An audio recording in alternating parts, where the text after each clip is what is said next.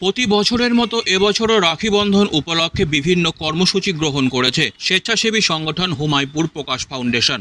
রাখি বন্ধন উপলক্ষে এবার তাদের স্লোগান নিবিড় হোক নদীর সাথে বন্ধন। এ নিয়ে রবিবার বিকেলে তিস্তা নদীর 1 নম্বর স্পারে আয়োজিত হল রাখি বন্ধন, মানববন্ধন এবং আলোচনা সভা।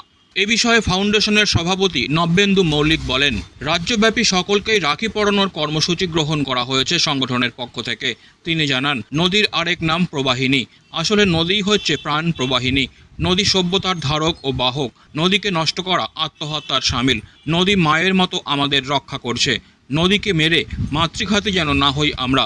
নদীর সঙ্গে আমাদের নারীর বন্ধন। আসুন এই পবিত্র রক্ষা বন্ধনে নদীর সঙ্গে বন্ধন আরও দৃঢ় করি।